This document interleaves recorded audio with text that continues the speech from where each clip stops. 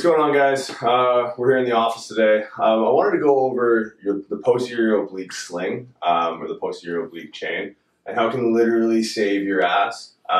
So there's a huge focus on core stabilization. How to make sure your core is solid, and that that has some merit and some transfer to training, but often overlooked and equally as important is the ability to not only stabilize the core from the standpoint of stabilizing your lumbar spine under load.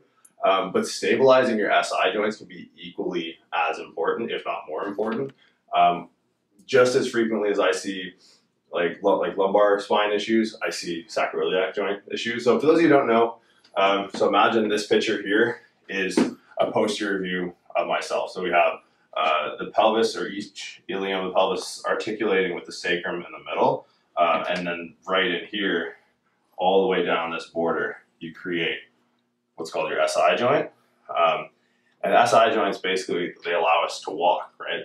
There's an oblique orientation of your SIs, which allow each ilium of your pelvis to articulate with your sacrum and allow us, and when we think, if I put my right foot forward, my right ilium sort of nutates backwards on this oblique axis with the sacrum and allows us to walk. So the posterior oblique sling basically helps stabilize that joint. It's a joint responsible for basically transferring load from your upper body to your lower body, which is huge in compound movements. So the posterior oblique sling consists of lats on one side connecting through the thoracolumbar fascia into glutes on the opposite side. So that's why when we run, people have told me this, I don't run, but when you bring your left leg forward, you bring your right arm forward, right? So the lats are the only muscle that directly connect your arm into your spine. So this comes forward as you go into flexion, and you load that posterior oblique sling, and then you transfer. We don't, march one arm or same leg, same arm when we run. So there's the connection between the lats as it ties into the thoracolumbar fascia. This is something I'll get into more detail next week.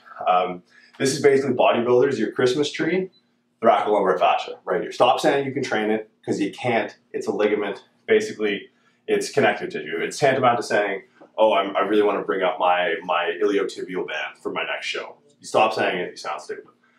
So notice the orientation of the fibers as the lats connect in through the thoracolumbar fascia right into that glute max. So you have this sling that comes all the way through, which connects, in this case, it would be left hip with right shoulder.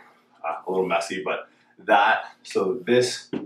this sort of fascial line here, as it crosses this joint, reinforces the stability of the SI joint. So the importance of this is training unilateral movements instead of bilateral movements. So what we're going to do is we'll head out on the floor, and we'll go through a quick progression of 3 exercises to reinforce and pick apart any instability issues between us. Okay, so exercise number 1, really simple. A lot of you have probably seen it before. The bird dog. So basically, it's start off in a quad position, and we're just sort of reinforcing the connection between sort of contralateral arm and leg, so sort of like we do in gait. So start all fours, back flat. Now I'm going to go left arm forward, right leg back. Now you can start in a static position. A few things you want to focus on: keeping like that tabletop back, keeping it nice and flat, avoiding shift in the pelvis. So a lot of people, what they'll do to gain stability is they lean into that left glute med, and they end up shifted.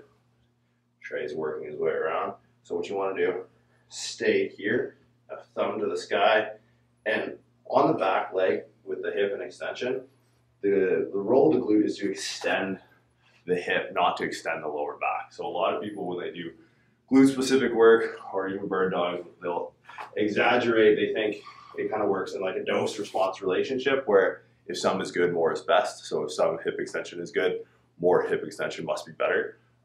Not entirely the case. So once the hip is extended, then any extra range of motion you're getting that comes from increasing extension of the lower back, it's kind of diminishing returns, and we're defeating the point. So think of just stabilizing the pelvis as you sort of fight rotation through the lumbar spine and keeping that leg straight, arm forward.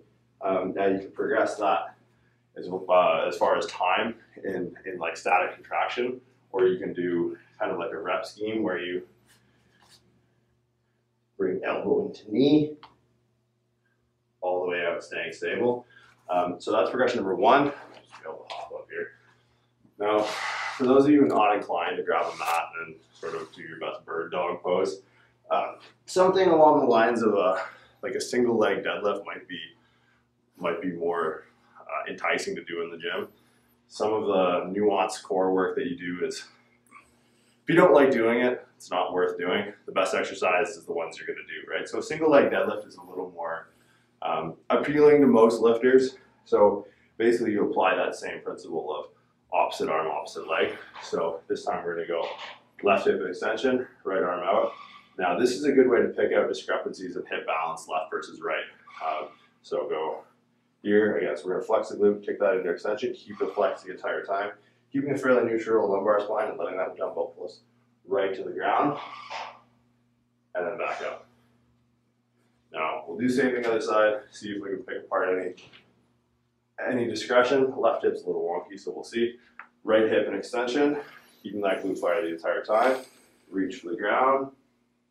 Oh, I'm losing it. There we go. And bring it back up. So all about reinforcing that lat as it crosses over the pelvis into the opposite glute. Can be done with dumbbell. Some people prefer, if balance is an issue, cables work just as well, helps give an added sense of security. So what you want to do, again, left leg forward, or left leg back in extension, arm forward, let that lat pull up,